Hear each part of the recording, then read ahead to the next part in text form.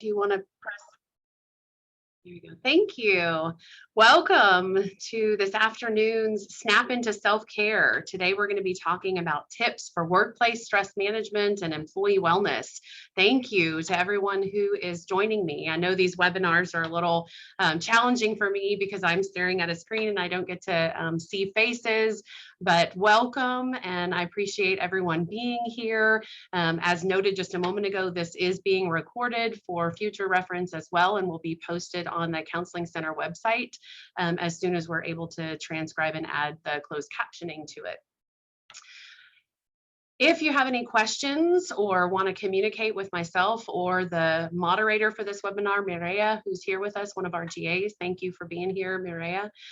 Please use the Q&A function. That's a little bit easier for us. The chat function is enabled. You can use that as well, but the Q&A is our preference. And so this is part of the fall 2021 Bobcat Mental Wellness webinar series put on by the Texas State Counseling Center. My name is Jennifer Smith, and I am a licensed professional counselor supervisor with the Counseling Center. My title is Collaborative Care Counselor. My office is actually in the Student Health Center. So I kind of bridge both departments with the Counseling Center and the Student Health Center. We'll go ahead and get started. So I put together a few objectives, some goals that I had for this outreach presentation. And generally, I'd like to review how stress impacts the brain and the body with us today, just kind of talk through what that looks like and watch a short video explaining that information. We're going to consider self-care in new and simple ways. At least that's my hope. We've all heard the term self-care before, but I'm hoping that we can look at it with a new set of eyes and pick out a few things that maybe we can work on even during the workplace hours while we're here on campus. I'm hoping that we'll learn to recognize the benefits of this SNAPP acronym. What is this SNAPP and what are those practices and how do we incorporate that in our daily personal and professional life? What does that look like? I hope that by the end of this webinar, you'll be able to identify at least 3 skills or activities which could be applied as part of that daily routine for management of stress. And offer up a few ideas for developing a framework for consistent self-care. And then we will also cover a few of the university resources as well as some off-campus resources supporting staff wellness. Just as a disclaimer, kind of always put this out there because I am from the Counseling Center, this outreach does not constitute professional therapy or counseling. In order to be equitable and reach different audience members, we certainly will be reading a lot of the slides as well.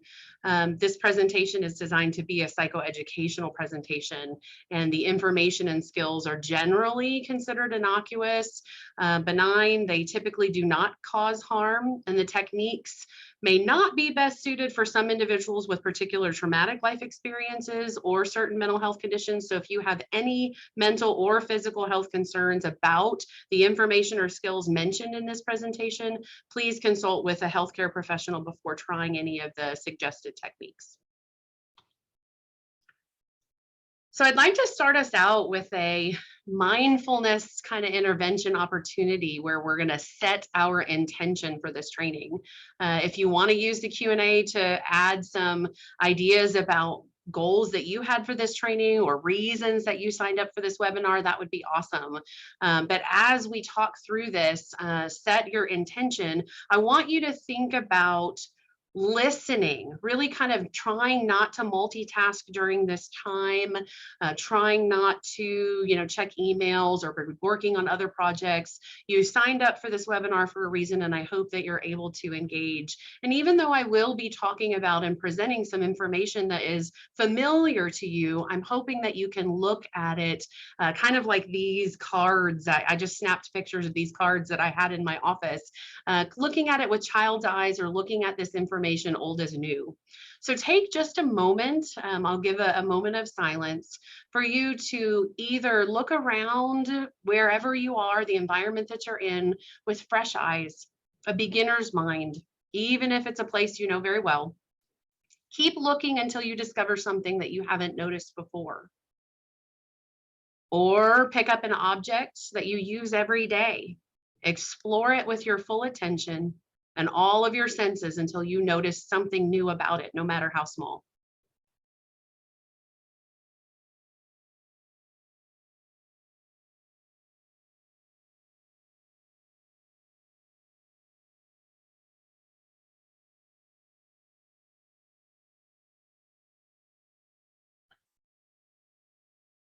This was just a short exercise to try to get our mindset in the place of realizing that we are here to learn something new, even if it's familiar information. So I'm hoping as we move forward, you'll be able to set your intention and pick out some new information that you can apply to your life in a new way. So again, if anybody could use the Q&A function or even the chat function, how do you know when you're stressed? What are some of the signs or symptoms that are the red flags or the indicators to you telling you you're getting stressed? Anyone?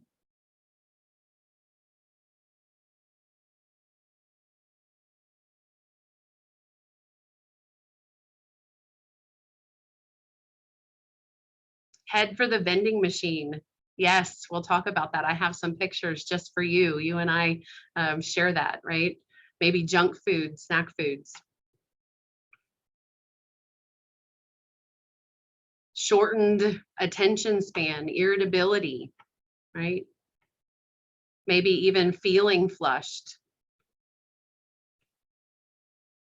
Let's take a look at some of the common signs and symptoms of stress offered up by stress.org.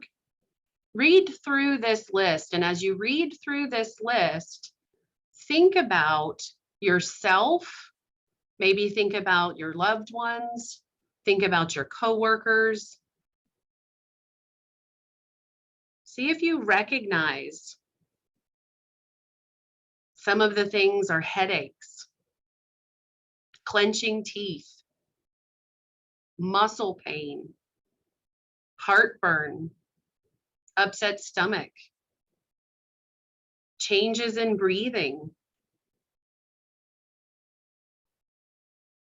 changes in appetite, difficulty making decisions, fatigue, or maybe even turning to substance use, right? So we all experience stress in our life, and we all experience it in our body or in our lives in different ways. But certainly there are a common set of red flags, indicators that things may be worsening for us. Maybe we need to be more intentional in our self-care.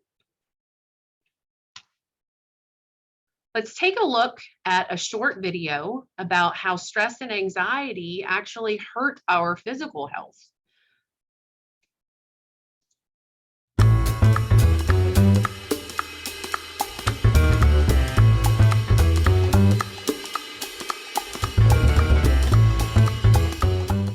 Welcome home. Finally, time to relax after another stressful day at the office. Unfortunately, it's not over. Stress can have an intense and sometimes dangerous effect on your body. It all starts in a part of your brain called the amygdala. When your boss yells at you or you start freaking out about a deadline, it sends a warning message to your hypothalamus, which starts mobilizing the nervous system.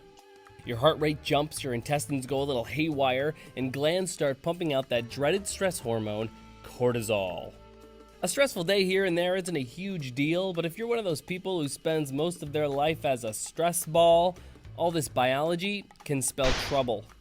In the heart, blood vessels constrict, which makes pumping blood a difficult job. That sends your blood pressure up much higher than it should be. Things aren't so great in your digestive system either. Those butterflies in your stomach, that's actually your body limiting gastrointestinal activity. That means less food broken down, bloating, and a lack of nutrient absorption. All while hormonal changes are happening that can raise your cholesterol levels over time. Stress can also make you gain weight. That cortisol flooding through you ramps up your appetite and makes you want to eat. a lot. And that nasty cortisol isn't done. It can also cause changes in the brain that may hurt your sleep cycle and your memory. And on top of all that, chronic stress puts people at higher risk for depression, anxiety, and heart disease. So next time you're stressed, take a deep breath and consider a few other ways to deal with it. Exercise, eat healthy food, get the rest you need, and above all else, stay positive, man.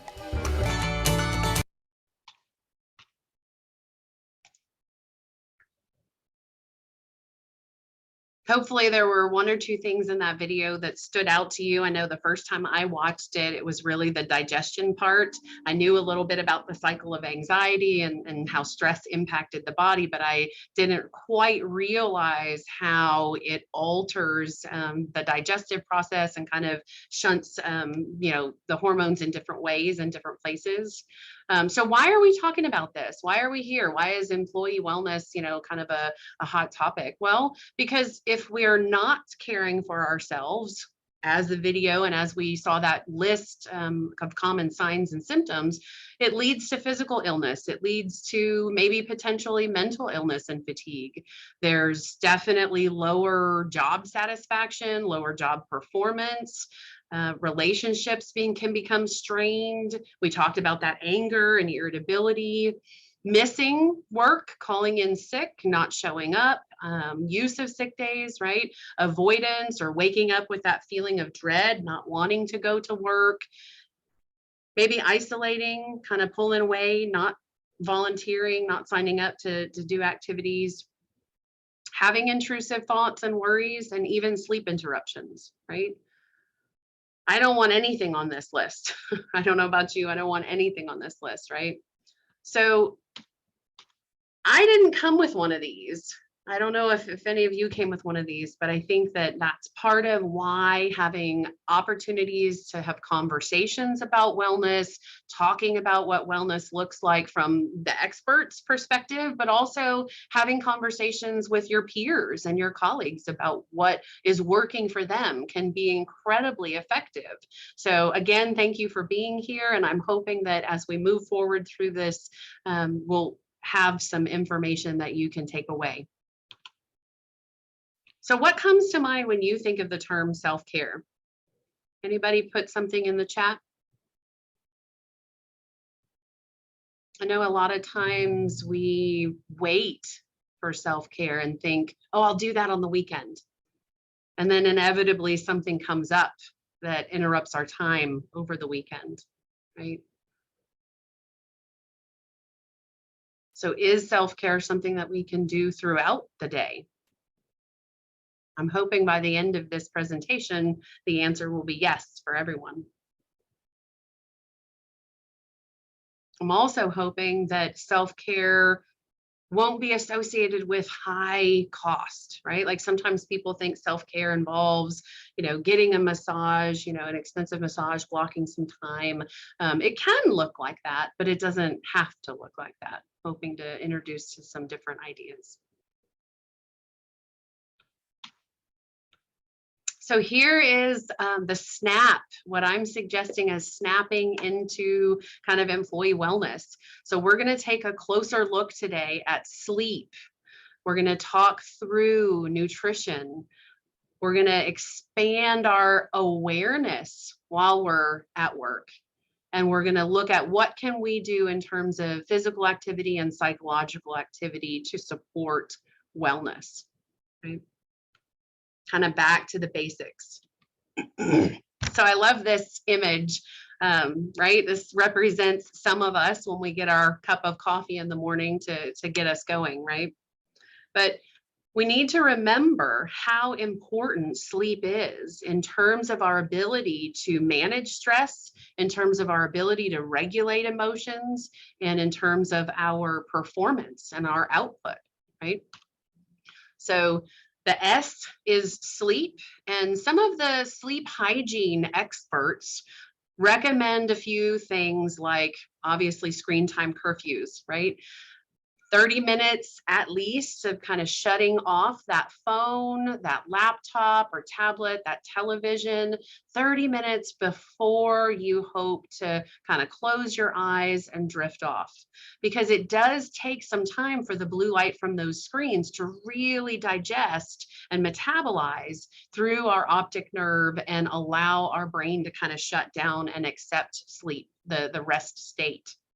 And so we're not immune to that. So making sure that that is something that you're putting in place for yourself can be really helpful at minimizing sleep disturbances.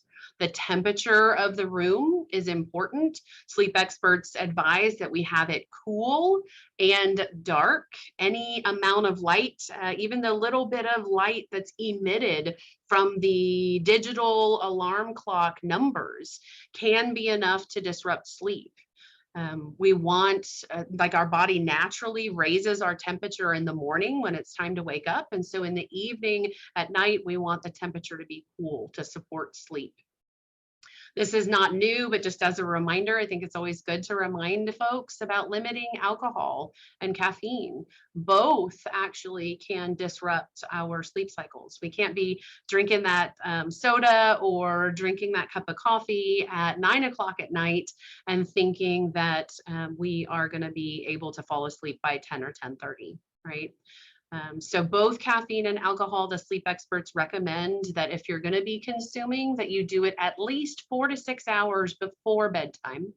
So thinking about that, if there needs to be adjustment for you and kind of backing off the time frame. The bed reserved for only rest and sleep. This is an important one. We like to multitask in our rooms, especially during this time of kind of isolation and quarantine. Maybe our rooms are serving a multitask function. The sleep experts recommend keeping your bed reserved for rest and sleep, trying not to be on the phone, trying not to scroll through social media or do work on a laptop, but really finding other locations and other places to do other activities. If we think about it, I like the analogy. If I'm getting in a vehicle, one of the first things that I automatically do without even thinking is reach up and put my seatbelt on. And that's because my brain and my body have been in that location in a vehicle so many times that that's an automatic response. I don't have to think about it. But if we multitask in our bed, when we get in our bed, our brain has to cycle through, okay, what are we going to do? Are we going to read? Are we going to watch TV? Are we going to work on the laptop, or are we going to sleep? Because if your bed space is utilized for multiple functions, your brain has to work through that connection with your body about what are you asking it to do in that moment. So keeping in mind that if you reserve your bed space for rest and sleep, it makes it an easier transition and automatic response that that's where your brain and body connection will go. And then we all know that having a little bit of physical activity throughout the day helps us to support sleep, right? If we are sitting in a desk, for example, for 8 hours and we're not getting movement throughout our muscles and our body, then sometimes we feel restless at night and we're not able to sleep. So thinking about how you can incorporate some physical movement throughout your day will absolutely be helpful in supporting sleep. So there, for my friend that mentioned running to the vending machines when stressed out, this represents some images of some kind of junk food or even caffeine that we might be tempted to turn to in times of high stress. However, in the long run, we know these things do not support wellness, and really the effects are very, very temporary and can lead to crash, right, shortly after. So what are nutritional experts recommending? What is the N for nutrition? Well, maybe we make healthier food choices. Maybe we actually start making time for meals and meal planning and meal prep for those of us that are, eating maybe sometimes at our desk or in our office, taking the time maybe the night before to plan ahead and to pack that lunch. Portion control is important, right? Limiting sugar intake can be important when under stressful conditions. Sugar is not always favorable in that cycle of stress and that cycle of anxiety. And there we see again, limits, placing limits on caffeine and alcohol intake, right? What are some of the superfoods out there? We've all seen kind of the clickbait, but there are some known foods that have a positive impact on reducing stress. And those things are like green leafy vegetables, blueberries, pistachios, nuts, cashews, dark chocolate, avocado, pumpkin seeds, flax seeds. One of the things too, in terms of making time for meals at work, is there are some of us who have a tendency to push through lunch and kind of work through lunch and then maybe hit an afternoon slump. And it can be really invigorating and re-energizing to go ahead and take the break. Give your brain, give your eyes, and give your body that break and fuel your brain and your body with the healthy nutrition during that lunch break, that lunchtime. So what is the A? This is actually one of my favorite parts to talk about. The A is for awareness, right? I love this picture where it says, why, yes, I am a bit stressed. Why do you ask? Right? Like does the little mouse have awareness that maybe the hair is frazzled, or maybe there's some fidgety, the eyes kind of bulged out, right? We talked about the signs, thinking back on that list of the signs, the common signs and symptoms. Do you have awareness of your own stress cues? Do you have awareness of the clues when other people around you and in your personal and work life are stressed? Right? So mindfulness and mindfulness meditations are one of the ways that we can address stress and reduce stress and manage it during our daily life, whether that's at work, whether that's at home. Mindfulness is a particular skill in which we pay attention in a particular way on purpose in the present moment and non-judgmentally. One of the founders of mindfulness and meditation in the West, John Kabat-Zinn, kind of brought this concept from Eastern roots over to us. And I want to share some of it. We won't get into all of the history today. There is a university project happening right now on mindfulness that we can have you stay tuned for, that should be coming out next year, where we do dive into some of the history and more of the techniques, but I hope to introduce a few of them for you today. So let's take a look together, and I will read this list, but this is a list from a book, a Mindfulness at Work book.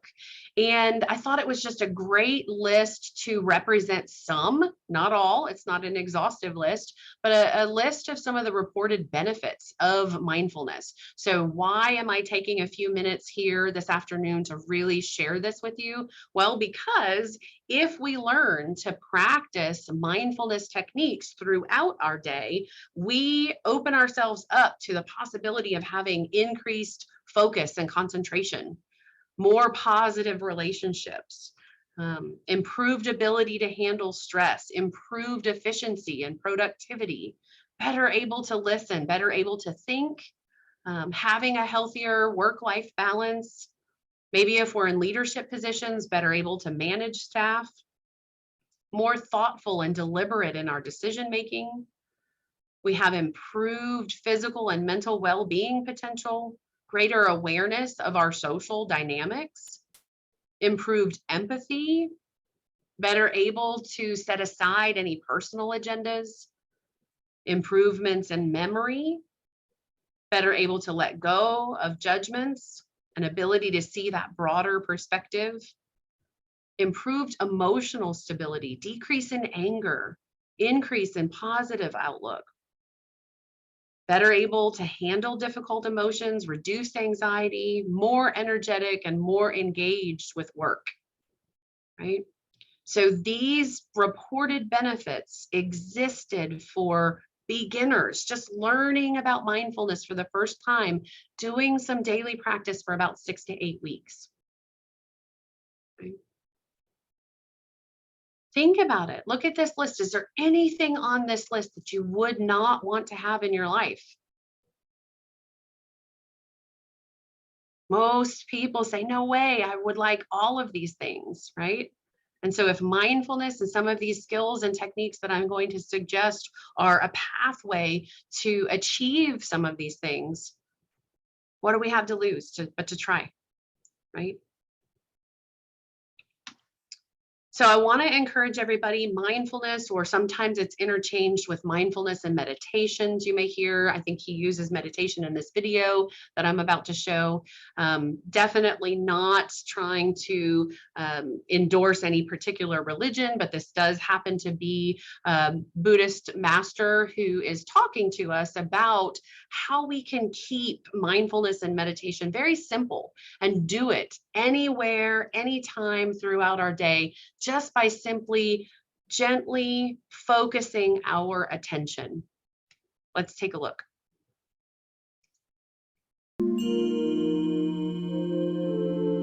We can meditate everywhere, anytime, even 3 seconds, 2 seconds, while you're walking, while you're having coffee and tea, while you're having meeting, so you can meditate. Many people has a little bit misunderstanding about meditation. They think meditation meaning think of nothing, concentrate. So push too much.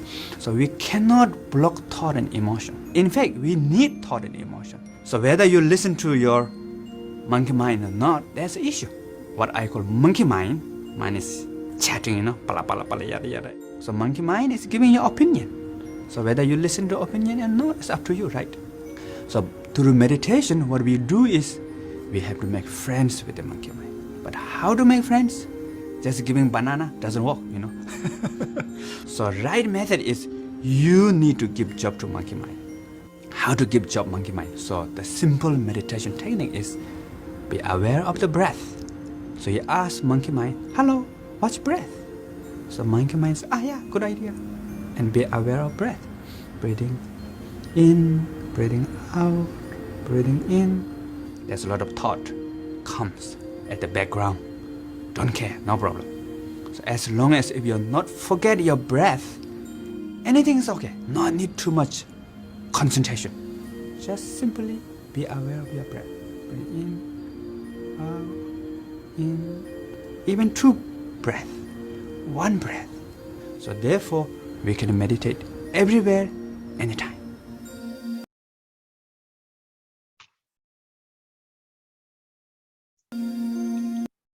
So one of the things that I love about that video is the idea that we have our lungs with us wherever we go, and we can engage in mindfulness anywhere, anytime, even just by focusing simply on our breath. And for me, it was the introduction to square breathing, a particular type of breath work intervention that draws focus away from any unhelpful thought loops that you might be having, any stressful thoughts and feelings, and doing what he suggested and just focusing on your breath for just a moment. And it can actually work to positively impact that cycle of stress and that cycle of anxiety we learned about affecting our brain and our body in that first video. So square breathing has been utilized for many, many years. I did not invent this technique. In fact, the origins, I'm not sure if that traces back exactly to maybe military, but certainly military law enforcement are some who utilize this technique to de-stress from stressful situations. And so I'd like to share square breathing with us today and maybe even take just a moment to do a brief demonstration. So what it's going to look like is an alternating for 4 seconds of an inhale and a hold with an exhale and a hold. So we'll breathe in for the count of 4 seconds. We'll hold our breath for the count of 4 seconds. We'll breathe out for 4 seconds and we'll hold again for 4 seconds. So if you're able and as you feel comfortable, I would invite you to just listen to my voice, kind of find yourself a comfortable spot in your chair or wherever you are, and just listen to my voice and breathe in the way that I'm asking you to breathe. Typically 4 seconds is comfortable for most, but if you need to alter that, please do so. You'll see me draw with my finger in the air in order to kind of keep track of where I'm at in the square. So go ahead and take a breath in, 2, 3, 4. Hold your breath, 2, 3, 4. Breathe out, 2, 3, 4. Hold that, 2, 3, 4. Again, inhale, 2, 3, 4. Hold, 2, 3, 4. Exhale, 2, 3, 4. Hold, 2, 3, 4. And just resume your normal breathing. I'm wondering if you noticed anything by doing that. Certainly, this is a particular type of breathing intervention that has been shown in research to be highly effective at lowering blood pressure, kind of managing the symptoms of stress and anxiety when they come upon our body, whether that's rapid heartbeat, changes in your breathing. So I encourage you to try this particular breath work. Maybe the next time that your boss or your supervisor lands an extra duty on your plate, or the next time one of our electronic supports that we have, our technological supports, doesn't work quite like we want, and we start feeling that stress mounting, right? Engage yourself in a couple of short square breaths and see if that helps you kind of bring clarity, give yourself a pause between stress reaction, and allow you to develop a response to that situation, a more healthy, maybe positive response. That's my hope. I'd also like to introduce the idea of a body scan as another mindful intervention, kind of offering an opportunity to get our headspace maybe out of future, like what if thoughts, or even if our mind has dragged us to the past and we're like thinking about that project that maybe didn't go well last week, for example. A technique can be really just kind of focusing on different parts of your body and communicating with intention, on purpose, what that part of your body maybe feels like, what position it's in. Are there clothes touching, like your knee, for example? So I'd like everybody just to take a moment and choose one part of your body, one very small, maybe that's an elbow. Maybe that is a knee joint or a shoulder. And just take a moment and focus your attention. And when we do this, sometimes we realize, oh, I have an itch there. Or sometimes we realize I'm holding muscle tension in that location. Maybe we're on autopilot and we don't even realize, you know what? I'm cold. I need to put a sweater on. So checking in with various parts of your body is part of a body scan. There are some scripts available that can kind of walk you through this. There are some recordings online, but I would encourage you to maybe even just start with your feet. And one by one, as you move up to your calves, your thighs, maybe your stomach, your chest, just do a check-in. And ask yourself, do I need anything right now? Do I need to stretch? Do I need to move? Sometimes when I do a brief body scan, I realize that I have contorted my feet in some sort of position, like wrapped them up underneath my chair wheel or something, as I'm working. And by doing just a brief body scan, I can allow myself to relieve that tension or that maybe uncomfortable hold. as some alternatives and incorporating different accommodations as needed, there are ideas about grounding yourself with that present moment mindful intention. And how can we do that throughout the day? One of the things could be planting your feet or even planting your hands kind of firmly on the desk, or planting your feet firmly on the floor, and just taking a moment to feel maybe the desk beneath your hands, or to feel your feet beneath the floor, or even the chair, feeling the chair and just focusing on that for a moment. Maybe you do this before you sign into your next Zoom meeting. Maybe you do this before you make that next phone call, right? I've worked with the providers at the Student Health Center and encouraged them to utilize a similar technique of kind of grounding themselves briefly before going into the next patient room, right? When we are doing tasks and we're having to kind of, switch gears throughout the day, grounding yourself in some way can be very effective.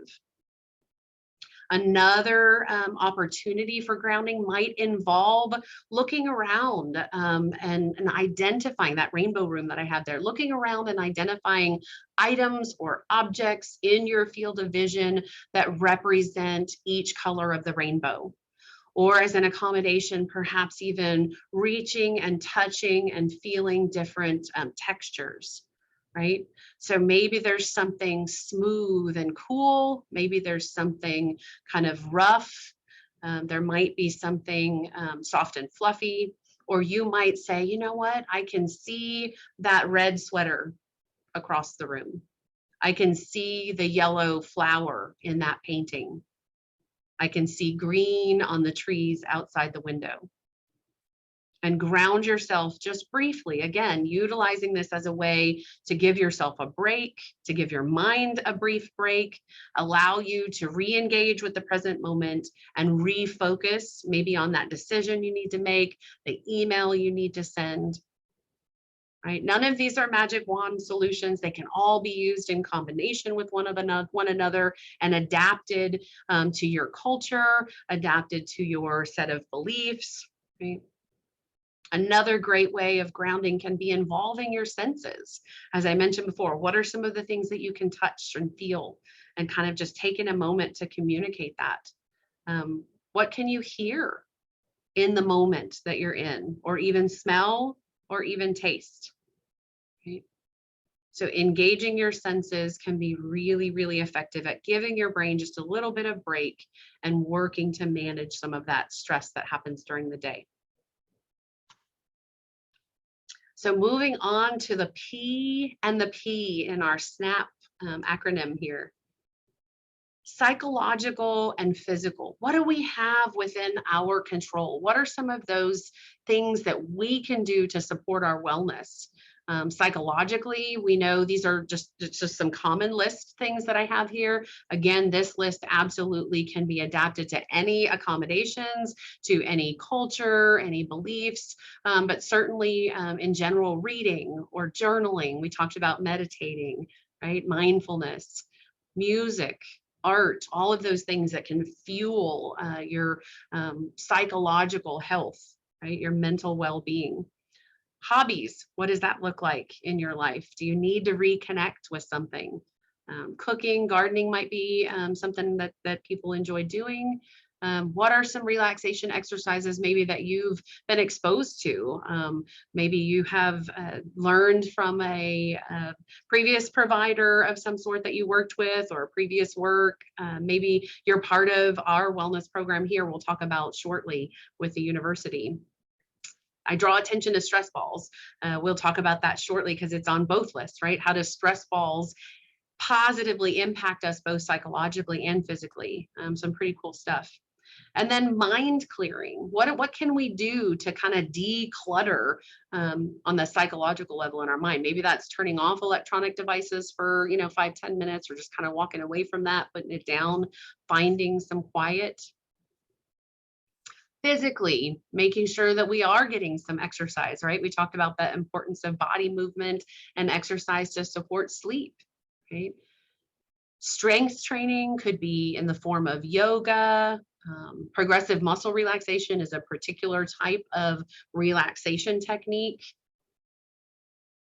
That healthy diet, there's that again, that's important.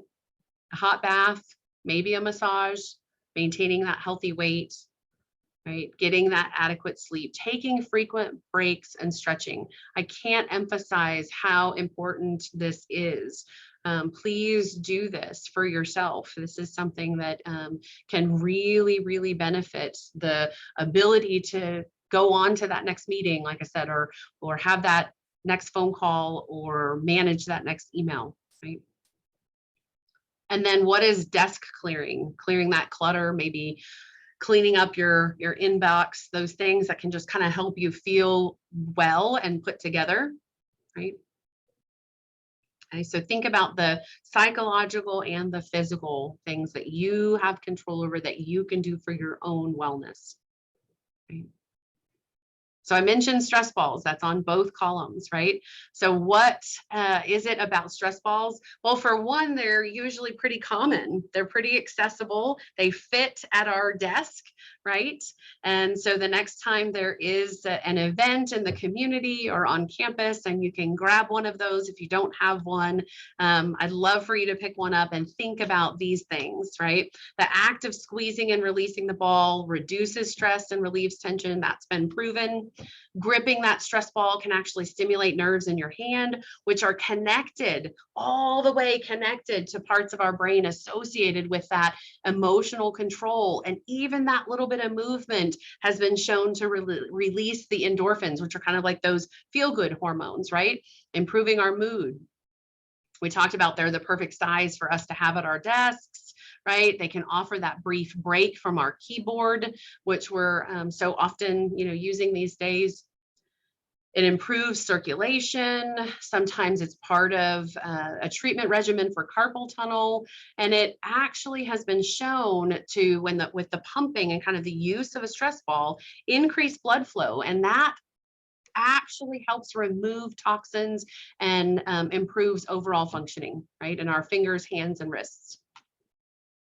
When we're feeling stressed, that simple act of doing something can feel gratifying and often eases tension, right? So just the fact that we might be doing something with our hands. The resistance that the stress ball offers, or even the slight noise of the squeeze, delivers interactive feedback to the brain, which can act as a distractive technique and draw focus away from that source of stress, even if just for a moment, right? Stress balls can be also used as part of a mindful meditation where you concentrate on the stress ball and its properties with a visualization technique. So for example, healthguidance.org suggests something along the lines of placing that stress ball in your hand, noticing the weight, whether you're squeezing it or rolling it around in your hand, noticing in your palm how it might feel in your fingers. Concentrate on putting your concerns into your hand and then into the stress ball, as though the stress ball was absorbing all that stress and taking it away. By placing all of your thoughts into the stress ball, you can push away those concerns and worries and put them in this inanimate object that doesn't notice the stress. And then once you're done, maybe you feel as if that burden has been lifted and your mind has been cleared. So those 25-cent stress balls that people like to give away at different events, grab one for yourself. Grab one for your coworkers, right? The next time you have the opportunity. If you have one that's kind of dusty in your drawer, pull it out. And I'm hoping that you can look at it with this information and maybe find a new way to use it in your day. So the Society for Human Resources Management says, hey, how do we prevent stress? How do we, help employees? Well, part of it is increasing that awareness of the signs of stress, like we talked about, learning some of the skills for coping and relaxation, right? Figuring out ways to interrupt behavior and patterns that could lead to stress, and then developing a plan to minimize, which we're going to talk about, right? So what are some of the interventions and solutions at the organizational level and at the personal level? So certainly training, right? Training and education like this webinar, empathic management approaches from that organizational standpoint, having positive reinforcement and workplace recognition can really go a long way. Workload management, team building, flexibility. Here at Texas State University, we do have an employee wellness program, and I cited the university policies and procedures there. If you want to read that, if you haven't been familiar, please check that out. The Human Resources Department also has a great page on work life at Texas State with multiple different opportunities, including WellCats, which I have listed here, which is part of the wellness program here at Texas State. And we also have available to faculty, staff, and students therapy assistance online, the TAO, right?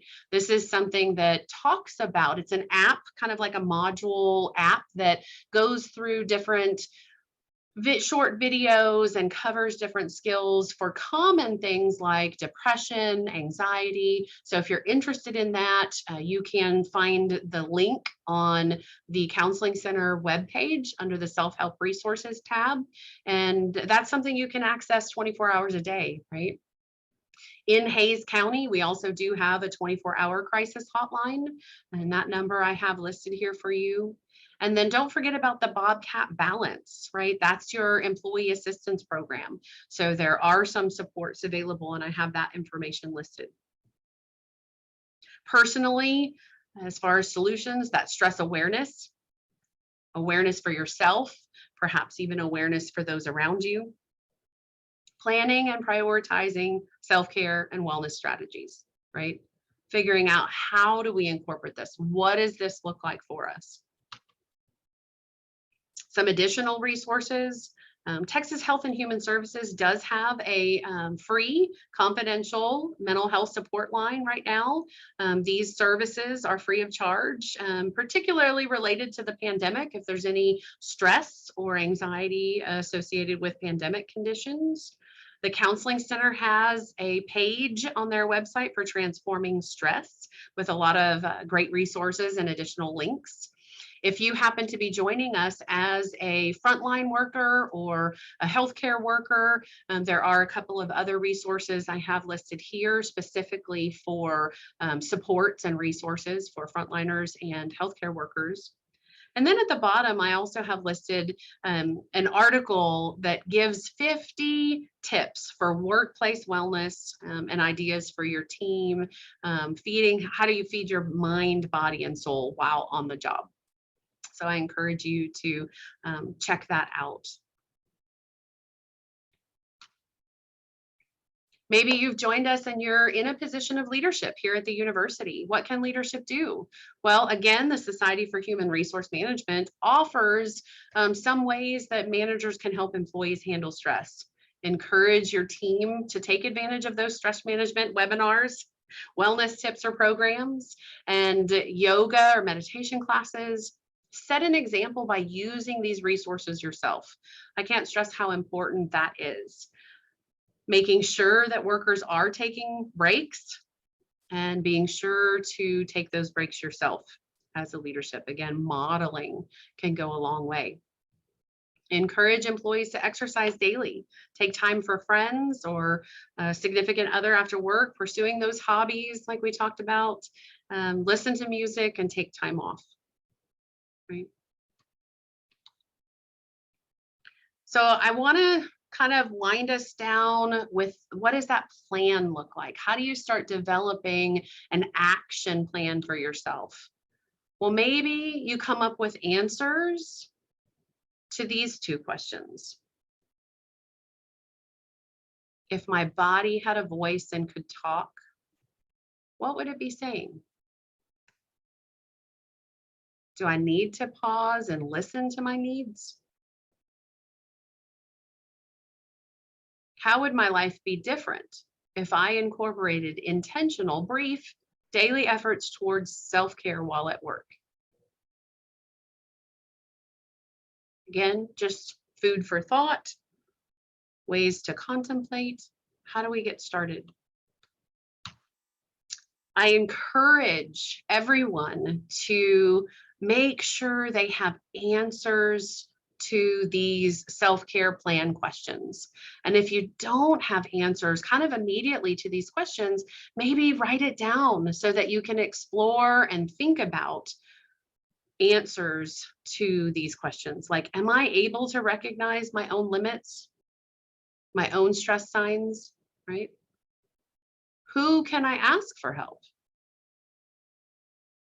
What is within my control?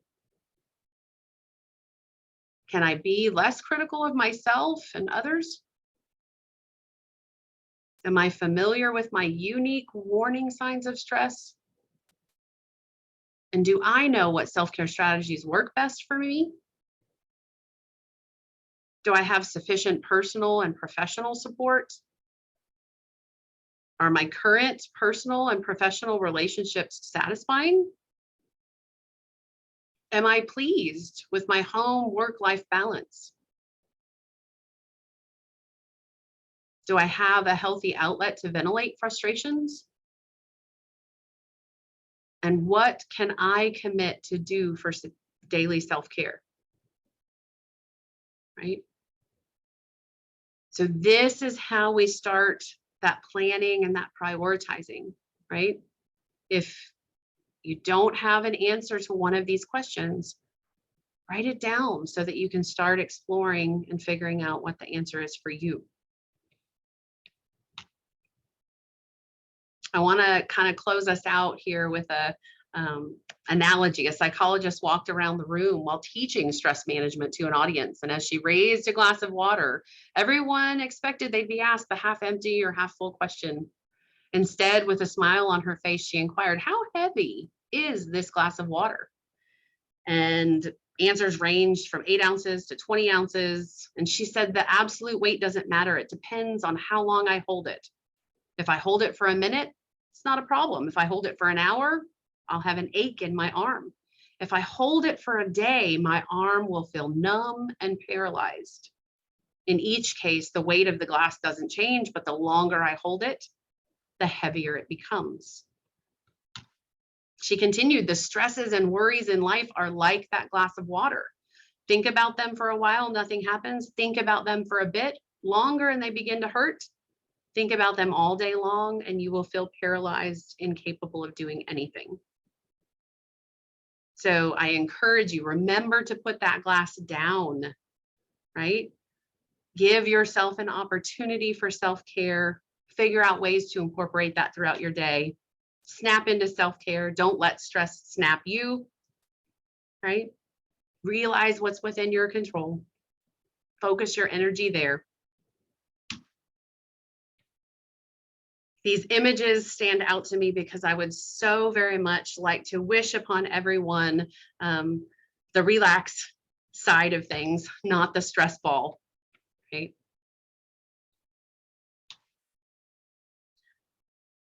Our counseling center director, Dr. Reeder, made a statement I really felt was profound and kind of want to share with everyone today. She said, "We are a human organization. It's our responsibility to make sure we take care of ourselves and one another."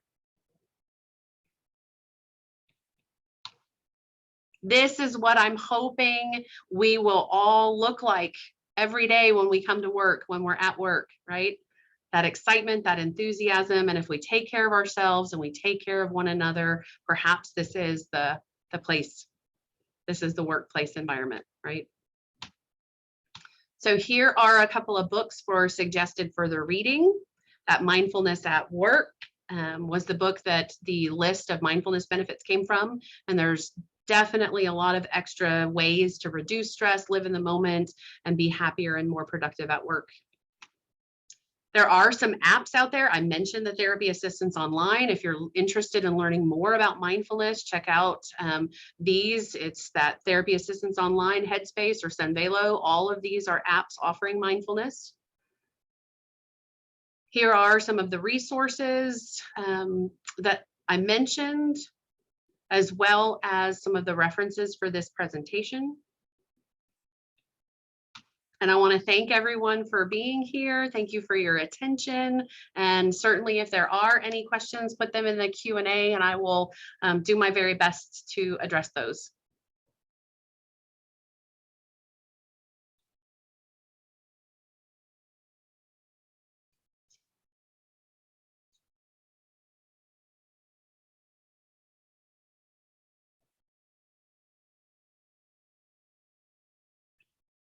I know I got the afternoon spot right when there was a staff event happening today. So I'm sure we have a lot of employees and staff that are at that event in the LBJ Student Center. So hopefully some of you will be able to catch this in the recording. Thank you so much for your time, and genuinely hope that the information was meaningful and adds value and can offer some wellness tips for you. Thanks so much.